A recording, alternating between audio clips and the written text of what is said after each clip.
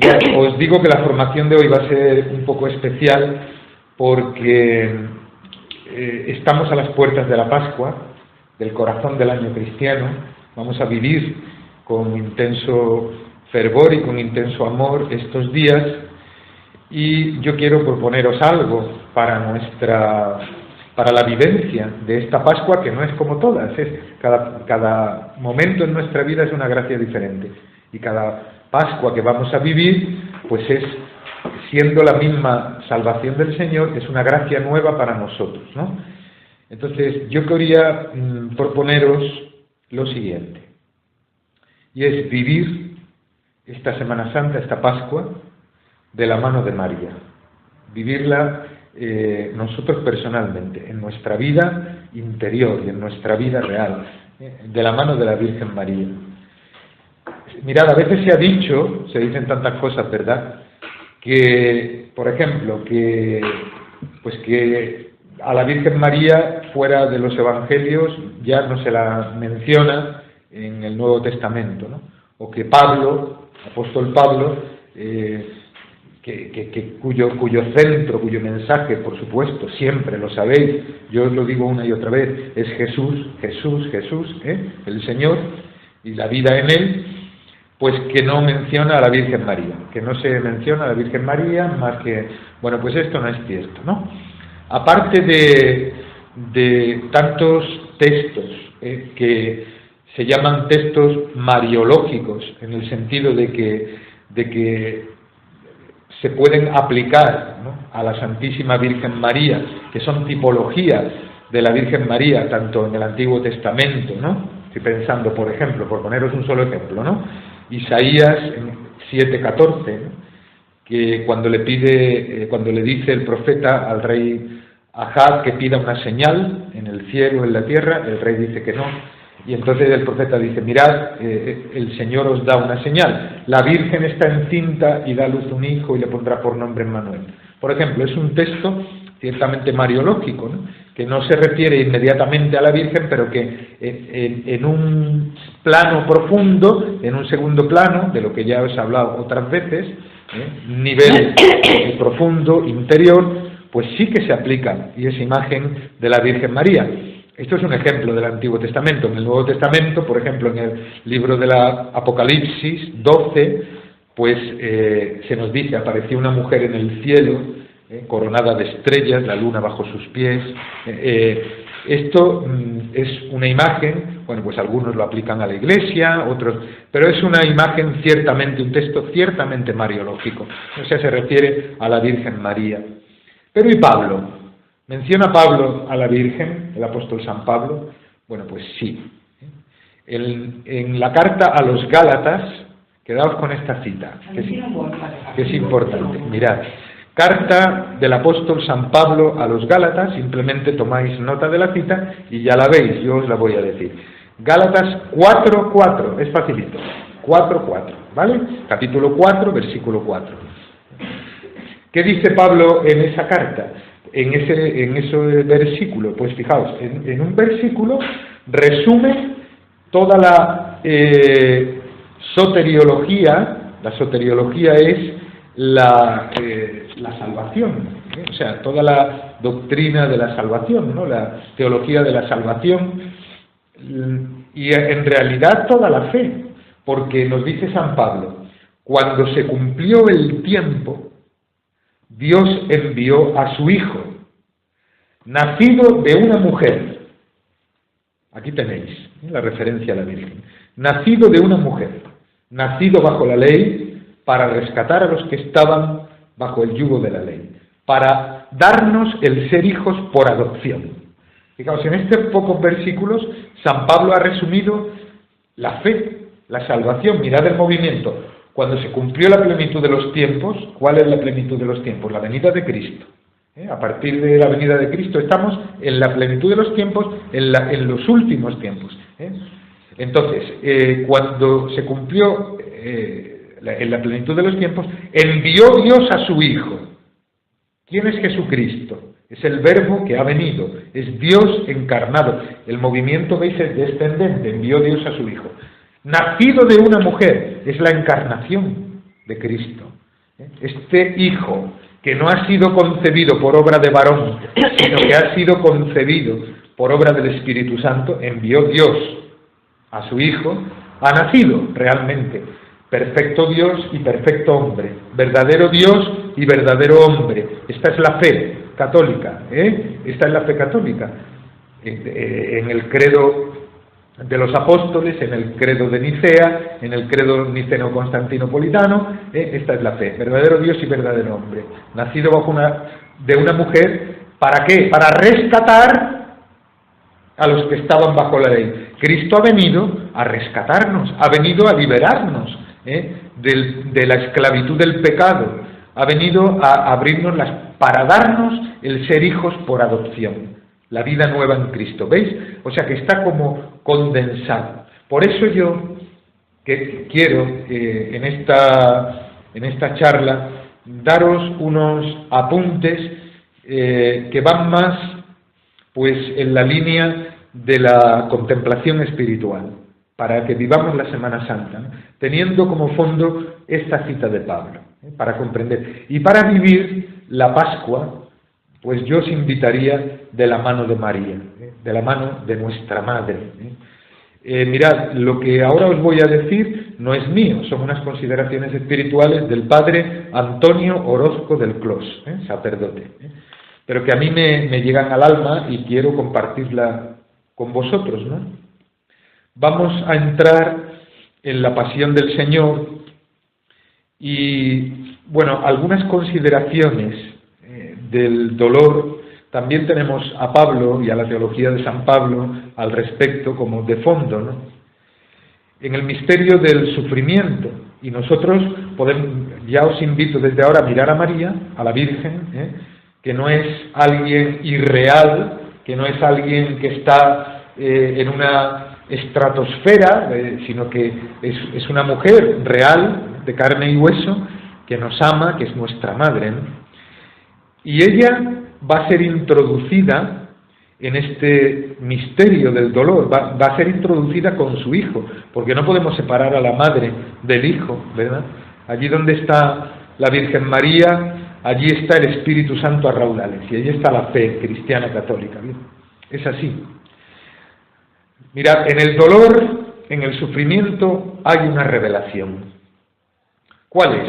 ¿Qué mensaje nos puede traer el sufrimiento? Estas cosas que os digo las apliquemos a nuestra propia vida también, a nuestra vida, Todos tarde o temprano estamos inmersos en algún dolor. Estamos en este mundo, ¿verdad?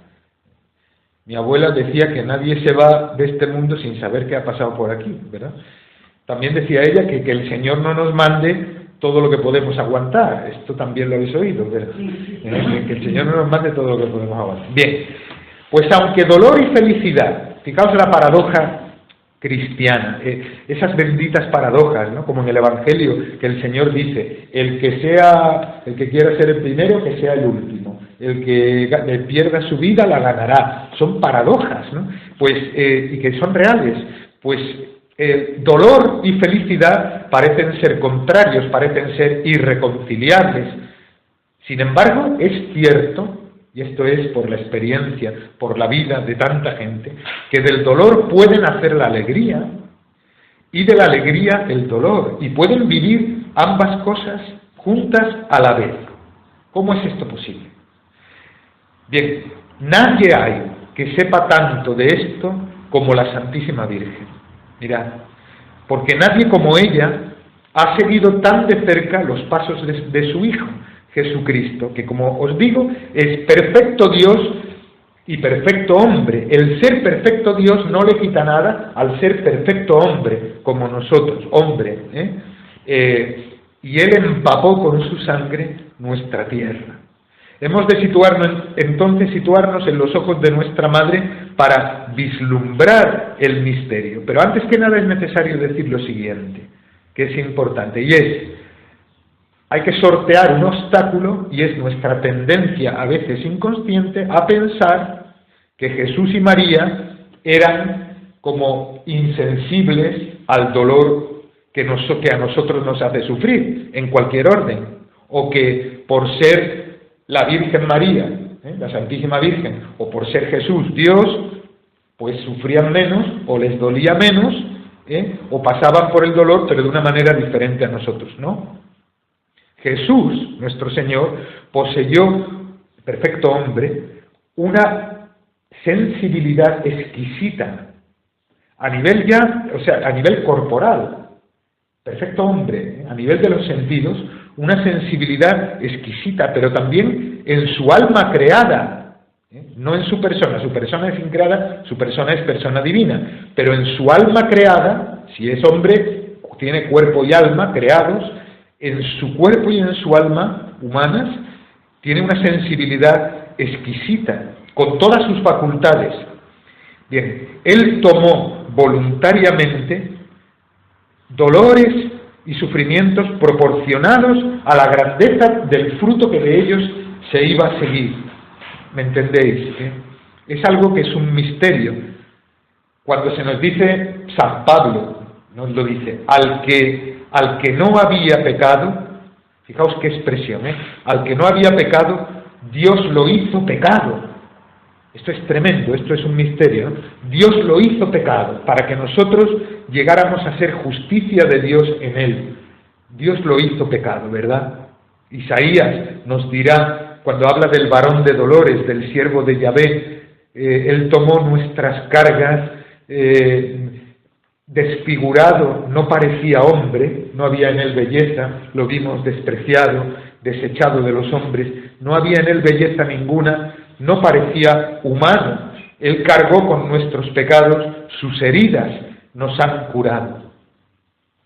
Bien, pues pensemos en la sensibilidad corporal y sensibilidad espiritual del alma, la sensibilidad exquisita de la Santísima Virgen María, su finísimo tacto espiritual, debió de ser para ella, vosotras que, pues la mayoría sois madres, y si no sois madres, sois hijas, y si no, y de todas formas amáis, ¿no? Pues esa sensibilidad de María debió de ser para ella una fuente de continuo e íntimo dolor, pero no solo ya en la pasión de su Hijo, sino en su vida cotidiana, normal. Veis que en la vida y en el trato con los demás vemos bondad, vemos generosidad, digo en la gente, en el trato, ¿no? Vemos, yo qué sé, gestos de bondad, de muchas cosas, pero también vemos roces, egoísmos, envidias, murmuraciones. Bien, todo esto, la Santísima Virgen María, en su vida normal, ella lo veía, lo captaba con una preciosísimo tacto y finura y sensibilidad, y bajo su preciosa y habitual sonrisa, nuestra madre captaba en su interior todo eso desde pequeñita, y en silencio lo vivía y lo sufría. Sabéis que ella tenía esa disposición, y nos lo dice el Evangelio, a ponderarlo todo en su corazón, a guardarlo en su corazón, a meditarlo en su corazón. Pues ella vivía en este mundo, ¿cómo no iba a captar todo lo de alrededor? También los sufrimientos de los demás.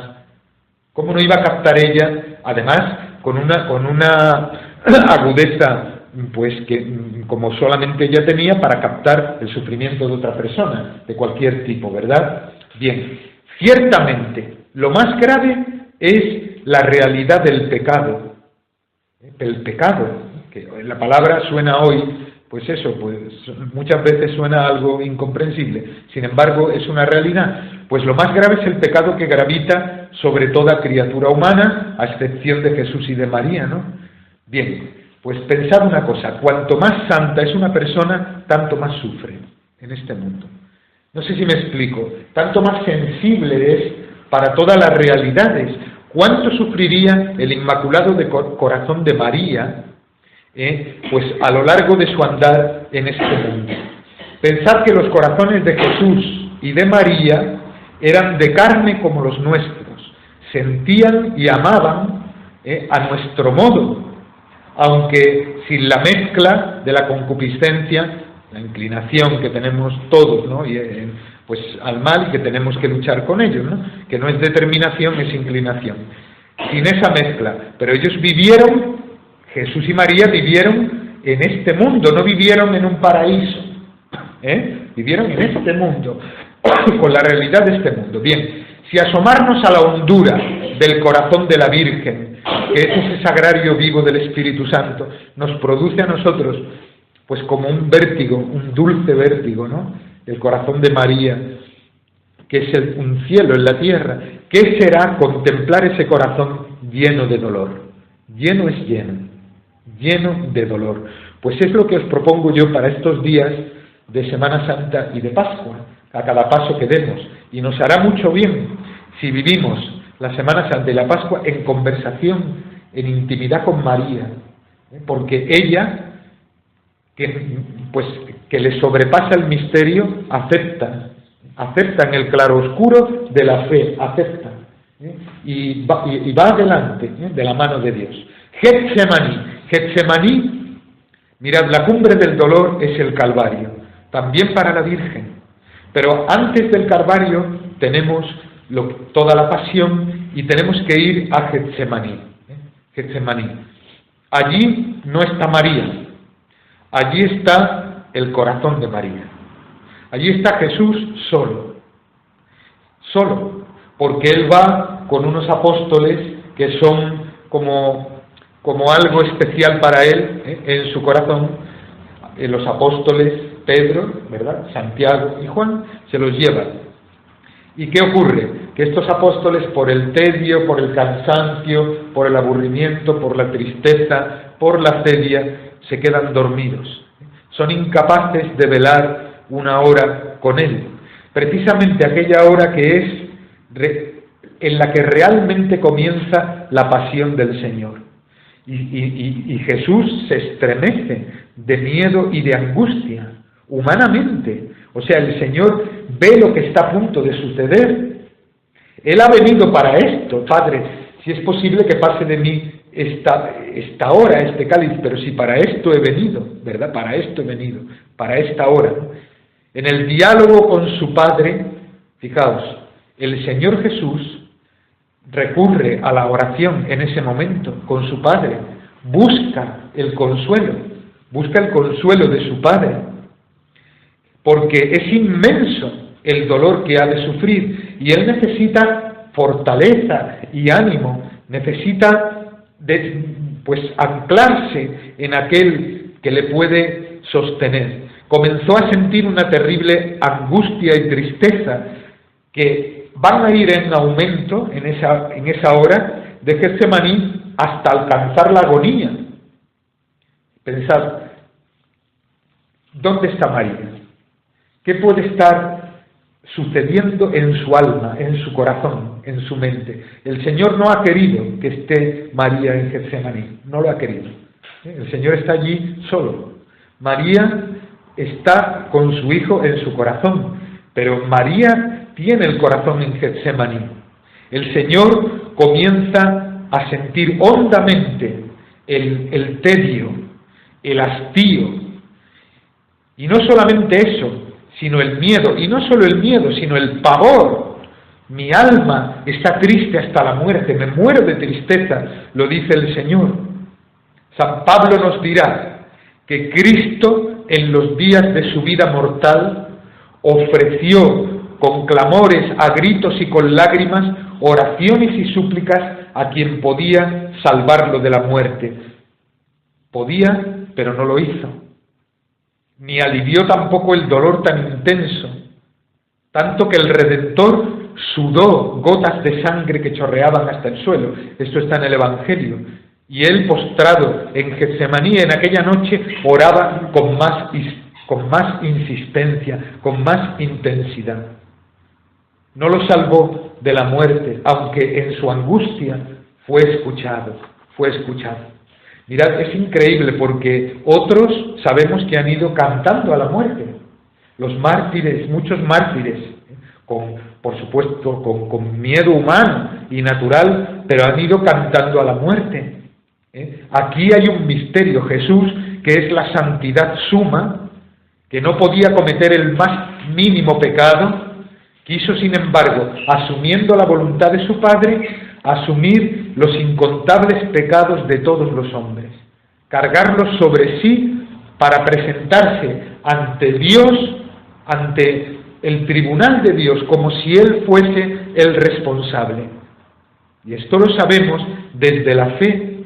Nos podríamos detener a cada paso de la pasión. En cada uno no lo vamos a hacer, pero podríamos detenernos con mucho amor, en oración intensa, a cada paso de la pasión, en cada uno de los dolores corporales de Cristo, los ultrajes, las blasfemias, los golpes, los salivazos, las bofetadas al Señor, los terribles e inhumanos y horrorosos azotes a Jesucristo, la coronación de espinas, el camino hacia el Calvario bajo el peso lacerante de la cruz, cada una de las caídas del Señor en la extenuación y el martirio más grande, la crucifixión del Señor en la cruz, siendo clavado a Él.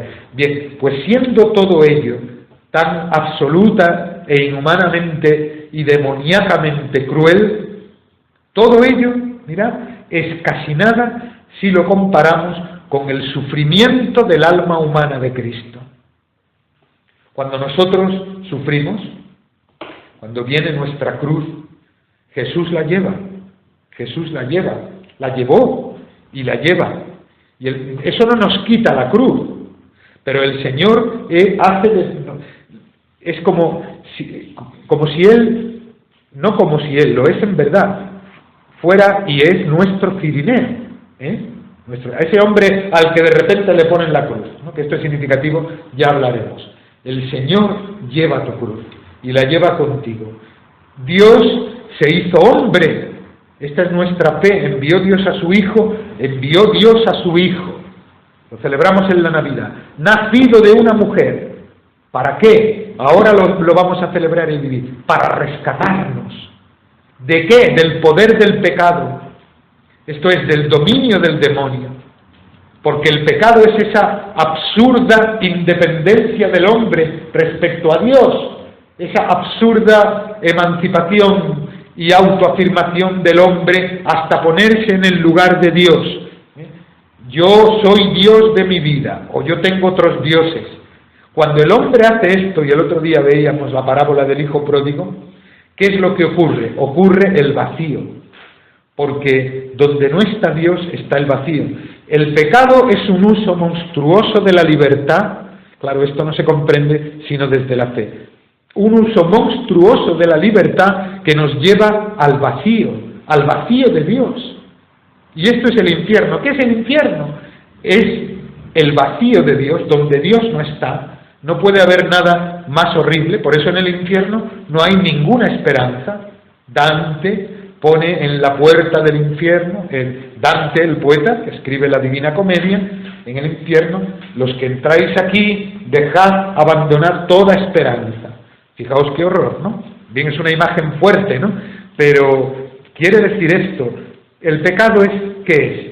Bien, es la independencia del hombre, ¿no? Y la independencia en el sentido de Dios, ¿no? De darle la espalda a Dios, pero entonces es el vacío.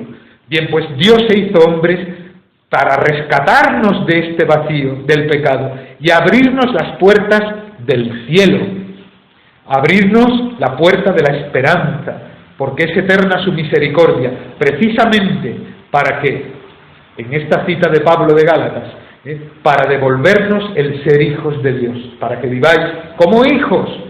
Y aquí está nuestra libertad y nuestra esperanza.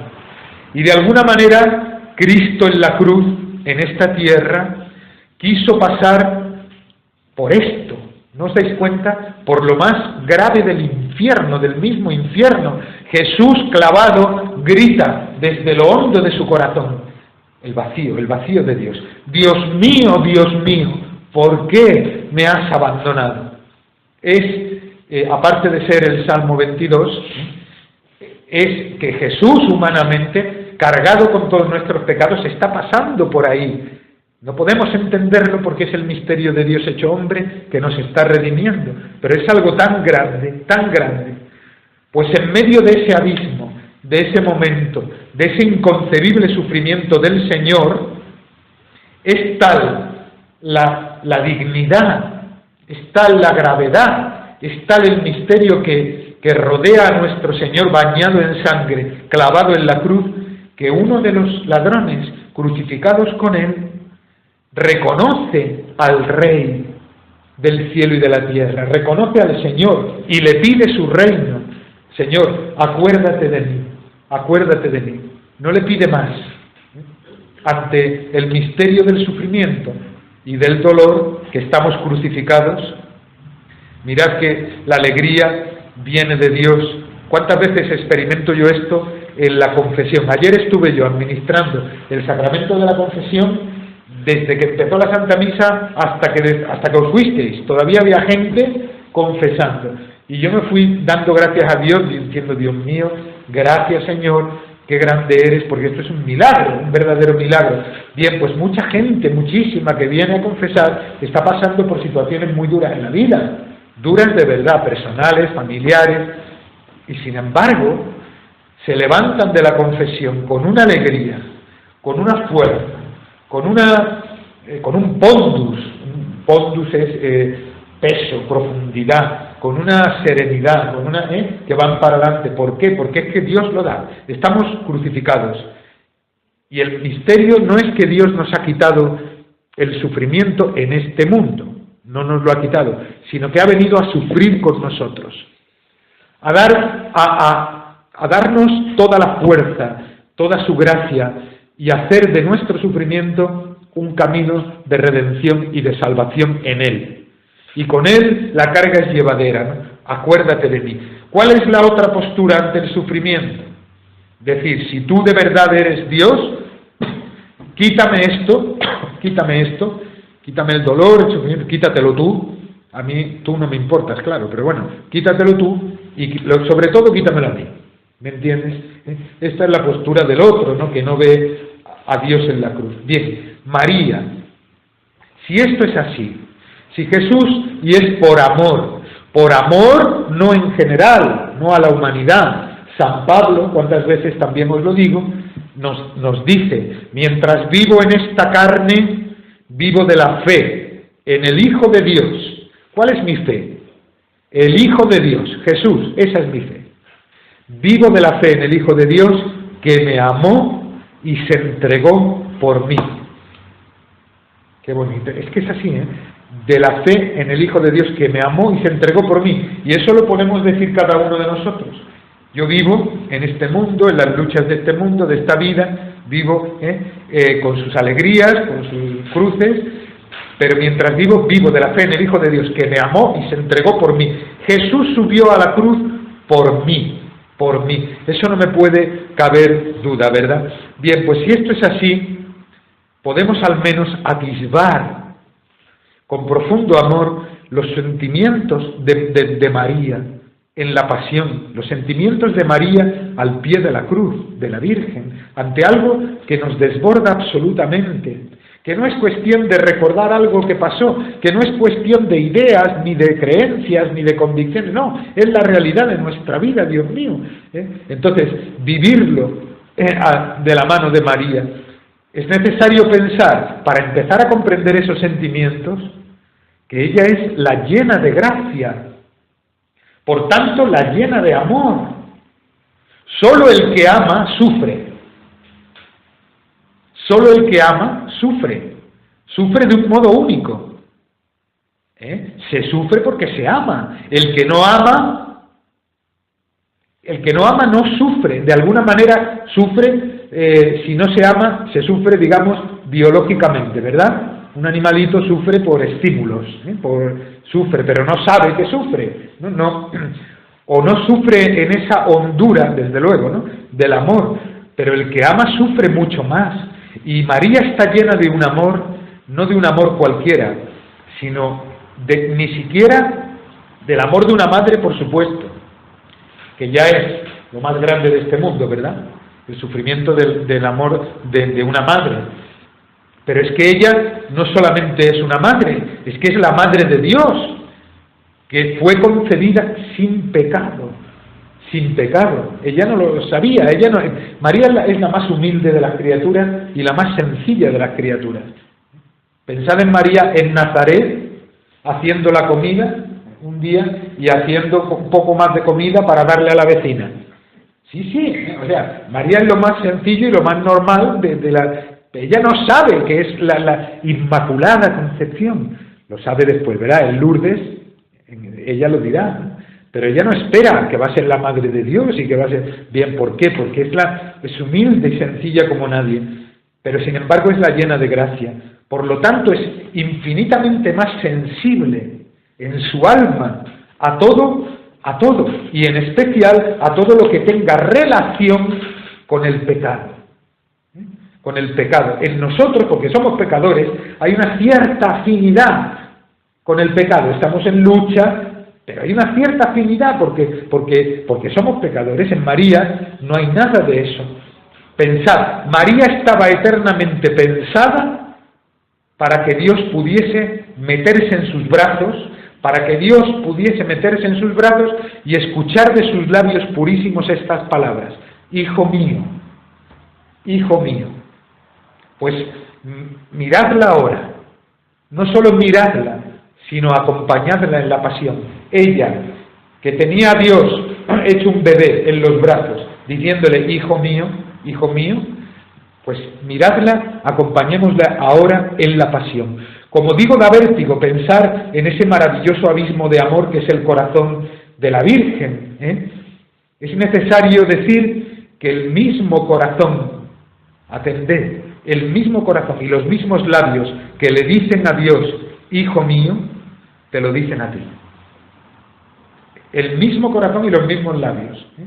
María no está fuera de nuestra vida, repito, ¿eh? No lo está. Ayer mismo por la noche, como latíamos corazón a corazón con ella, ¿no? Pidiendo por la paz.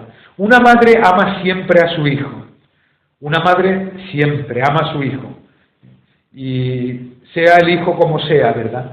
Pero digamos que vosotras sabéis que cada hijo es único y que cada hijo tiene su encanto, ¿no? Para su madre, ¿verdad? Pero, pues yo qué sé, cuanto más cariñoso es un hijo, o cuanto más responde al amor, o cuanto más cercano, más se entrega, pues yo qué sé, ¿no? Pues tendrá más encanto, aunque siempre se le quiera a los ojos de una madre. Bueno, pues el Hijo de la Virgen María, ¿cómo sería? Perfecto Dios y perfecto hombre. Él reúne en sí toda perfección humana y divina. Os digo esto porque no solamente María le ama por ser su hijo, sino que además, ¿qué hijo? ¿Qué hijo? ¿Cómo es y cómo fue con su madre? Cuanto mayor es el amor, más se sufre. Y se sufre más cuando el que sufre es el amado. ¿Cuántas veces, no? Una madre puede decir: si pudiera tomar yo lo tuyo, tu dolor, tu sufrimiento, y ponerme yo en tu lugar, ¿ve? Lo haría, ¿verdad? No es posible imaginar entonces la proporción del dolor de María junto a la cruz. Si su hijo moría con el mayor dolor posible, siendo inocente, carga sobre sí la responsabilidad de todos los pecados de la humanidad entera, con la muerte más cruel, recibiendo él el castigo merecido por nuestros pecados. María comulga íntimamente del cáliz de su hijo. Comulga íntimamente de los sufrimientos de su hijo, como sólo ella, su madre, puede hacerlo, participando como madre también de los sentimientos que había en el corazón de Jesús en aquella hora. Bien, es claro que cuando el dolor es de amor, es tan grande el dolor como grande es el amor. Podemos pensarlo. Si hemos entendido que la Virgen es la llena de gracia y la llena de amor, pues entonces comprenderemos, estremecidos en nuestro corazón, que es también, junto a la cruz, la llena de dolor, la que está llena de dolor. Sufre en su alma a su manera lo que el Hijo sufre en el alma y en el cuerpo. Pues mirad, la Virgen sufre junto a la cruz muchísimo más que si ella estuviera enclavada en la cruz, que si fuera ella la que estuviera en la cruz, muchísimo más. Estaba sufriendo 1000 muertes estaba sufriendo con él en su corazón, atravesada por la espada del dolor. Fijaos lo que decía el Papa Benedicto XV, no Benedicto XVI, Benedicto XV, anterior. De tal modo, juntamente con su Hijo paciente y muriente, padeció y casi murió. Y de tal modo, la Virgen, se está refiriendo a la Virgen, y de tal modo, por la salvación de los hombres, abdicó de los derechos maternos sobre su Hijo y le inmoló en cuanto de ella dependía para aplacar la justicia de Dios, que puede decirse con razón que ella redimió al género humano junto con Cristo. Así pues, nosotros podremos adentrarnos en aquel momento de la pasión. Stabat autem iusta crucem Iesu mater eius. Stabat autem iusta crucem Iesu mater eius. Estaba junto a la cruz de Jesús, estaba su madre. ¿Qué quiere decir que con razón podemos decir que ella redimió al género humano juntamente con Cristo? Solo hay un Redentor, y esto lo dice Pablo. Solamente hay un Redentor, el hombre Cristo Jesús, que es Dios encarnado. El Redentor, el único, es Jesucristo. Pero María es corredentora. María es aquella que, siendo madre del Señor, acepta, vuelvo a deciros, en el claroscuro de la fe, en el momento terrible de la pasión, acepta la voluntad de Dios, muchas veces incomprensible, se fía de Dios, se abandona a Él y acepta lo que está ocurriendo, acepta la cruz. María escuchaba las palabras de su Hijo. Pensad en esto desde la cruz. Dios mío, ¿por qué me has abandonado? ¿Qué podía hacer ella? ¿Qué podía hacer ella?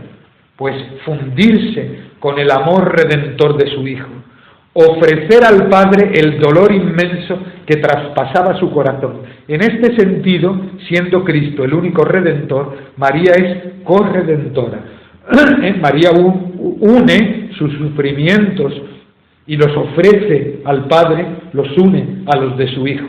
No se revela, Stabat Mater, dolorosa iusta crucem, lacrimosa iusta crucem. O sea, estaba la madre al pie de la cruz.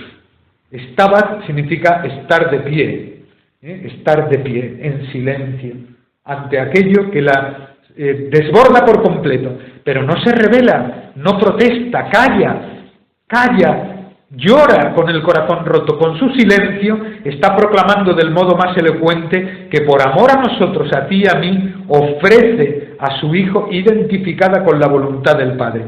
¿Por qué aceptó aquella tortura? ¿Por qué? Esto es inhumano.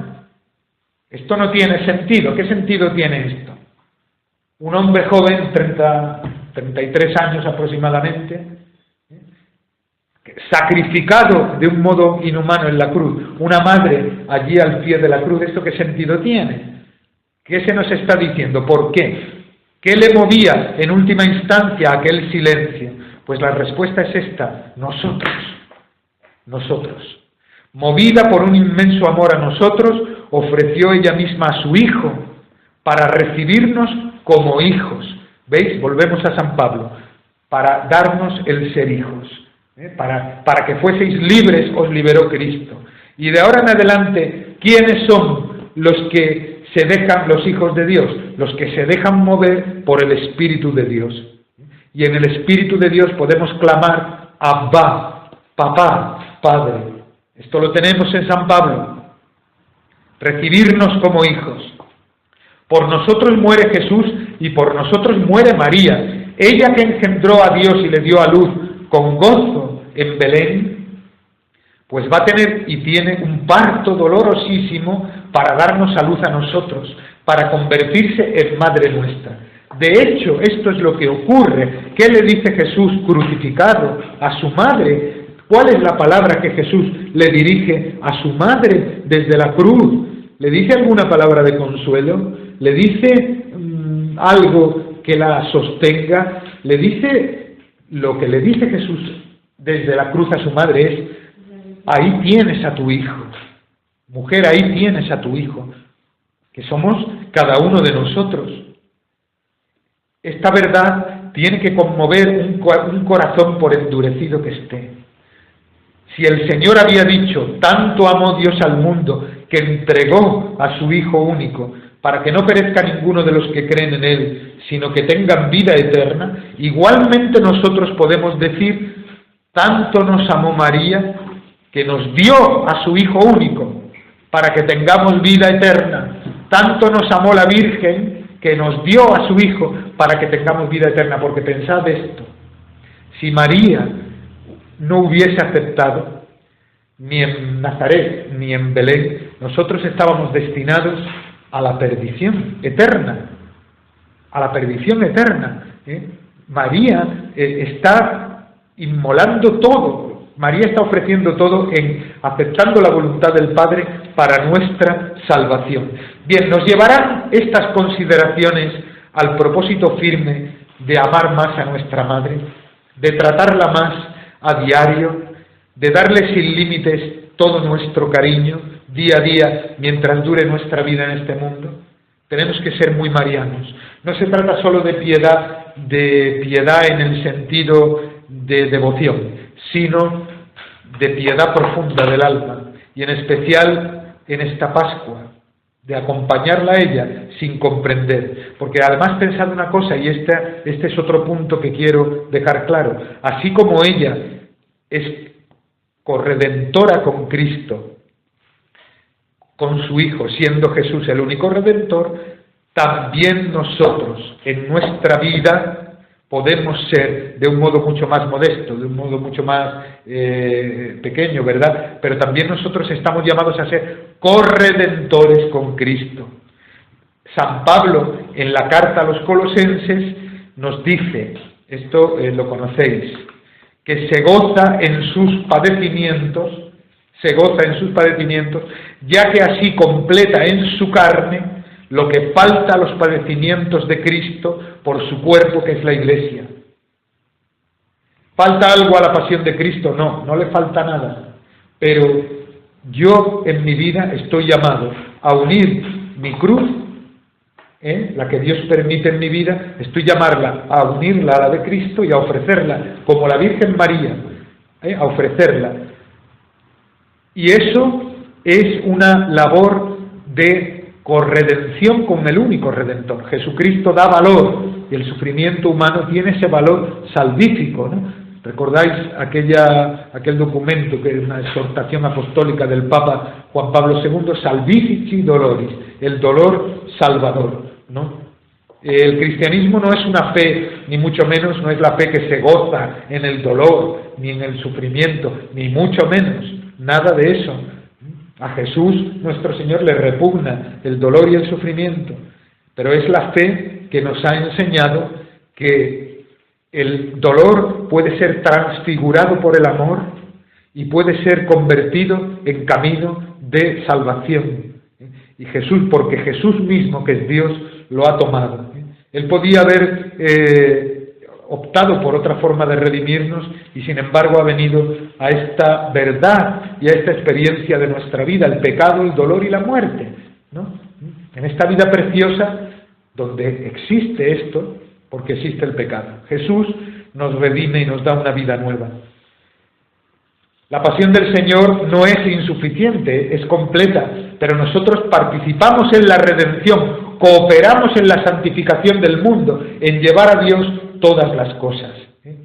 Si miramos con ojos de fe, mirad, solamente hay una cosa importante y urgente que hacer, y es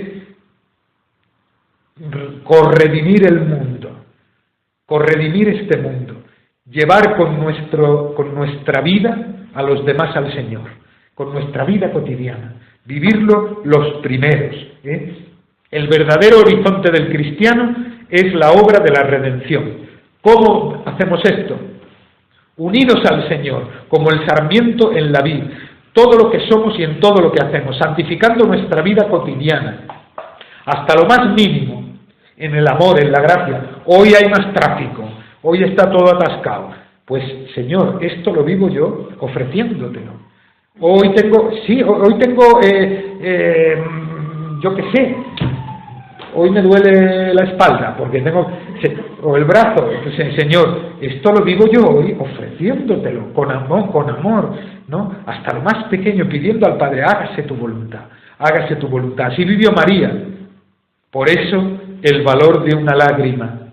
Fijaos, el modo sublime de corredimir de María junto a la cruz. Parece que no hace nada. María al pie de la cruz parece que no hace nada. Está, simplemente está. Bueno, pues sin embargo, cada una de sus lágrimas tiene un valor incalculable, incalculable.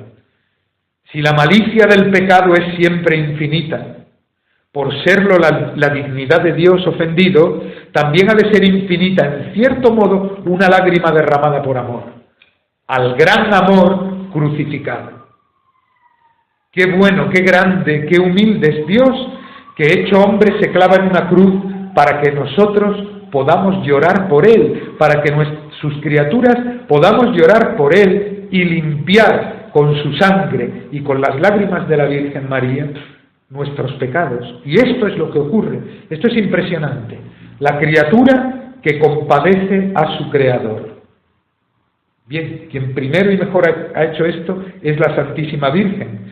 Y mirad lo que dice San Agustín, mirad qué bonito, dice: vale más una lágrima derramada en memoria de la pasión del Señor. ¿Veis? Cuando contemplamos a Jesús en la pasión, nos acordamos, bueno, pues si alguna vez os ha pasado, ¿no? Una lágrima derramada, o a lo mejor una lágrima escondida en el corazón, vale más una lágrima derramada en memoria de la pasión de Cristo que hacer una peregrinación a Jerusalén y ayunar durante un año a pan y agua, dice San Agustín. Bien, si esto es así, ¿qué no valdrán aquel torrente de lágrimas de la Virgen María? Bienaventurados los que lloran, nos dijo Jesús, porque ellos serán consolados. Bien, esta tierra ha sido regada con la sangre de Jesús y las lágrimas de la Virgen, bendita tierra, pero también nosotros podemos derramar una lágrima de amor por el Señor, sin sentimentalismos estériles, no, es lo profundo, ¿entendéis? Lo profundo del alma, del corazón, para comprender en nosotros la magnitud de la divina misericordia. No podemos comprenderla, la rozamos, pero la atisbamos, ese abismo de amor. Y cuando ya detestemos con todas nuestras fuerzas los pecados, el pecado, la realidad del pecado, los que hemos cometido en el pasado, los pecados del mundo entero, y realmente nos duela por amor al Señor, y hagamos el propósito de luchar, de seguir al Señor, entonces podremos decir que realmente hemos llorado como conviene, ¿no? Cuando vamos con amor al sacramento del perdón, de la reconciliación. ¿Qué milagros hay en el sacramento de la reconciliación? Habremos encendido nuestro amor y en adelante una luz más poderosa iluminará siempre nuestro caminar por la senda del amor. Bien, pues para vivir esto es necesario acudir a María, a la Virgen, es necesario, porque ella nos lo da y nos lo entiende, nos lo hace entender mejor que nadie. Quiero acabar, os doy simplemente unas ideas que no son ideas, os repito, sino que es la misma verdad del Evangelio. La tentación diabólica. ¿Cuál creéis que es la tentación diabólica? Baja de la cruz. Quítate de ahí, ya hemos hecho alusión a esto, ¿verdad? Cuando la Virgen estaba al pie de la cruz, había gente que pasaba por allí, esto está en el Evangelio, y la Virgen los oía, los oía mientras ellos pasaban, le gritaban, y María oía con tristeza, ¿no?, en su alma.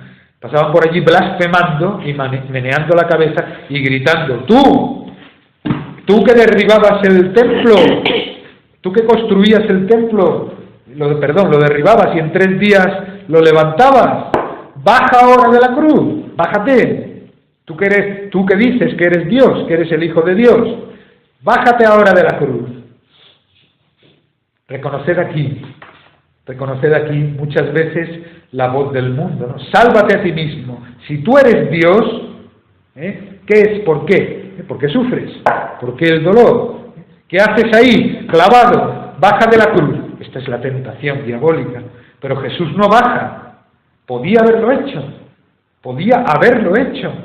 También su madre, y lo hubiéramos comprendido tanto, que somos humanos, podía haberle dicho: hijo mío, ya es suficiente.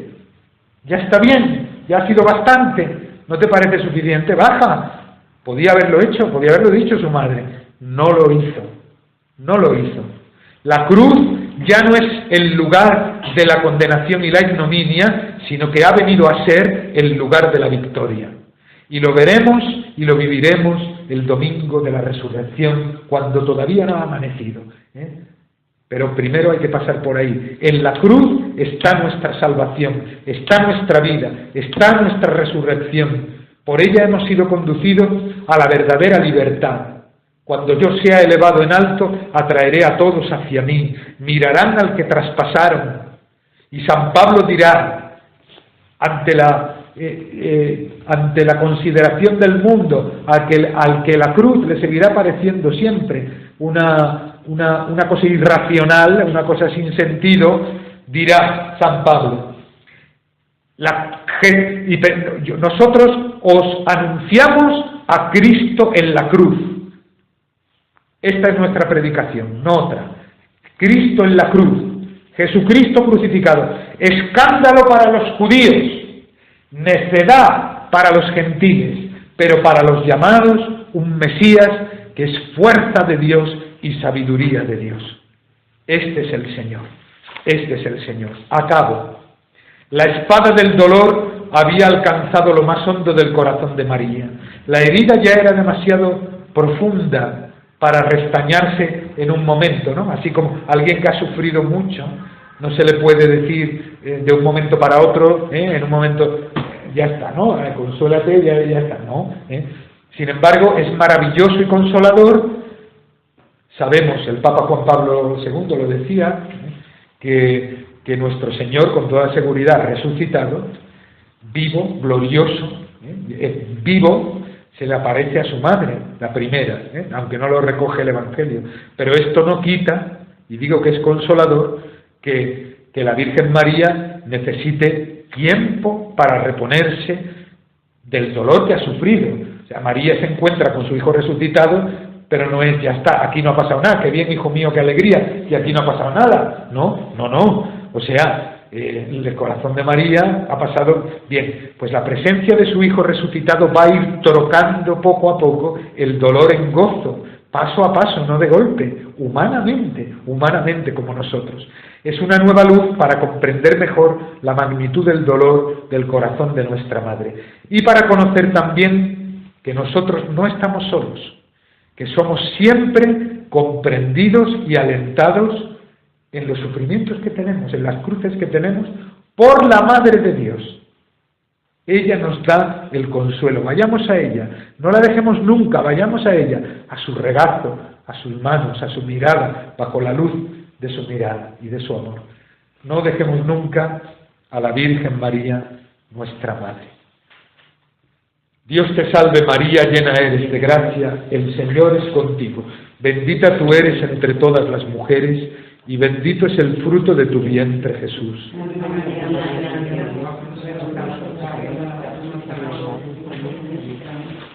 Muchísimas gracias.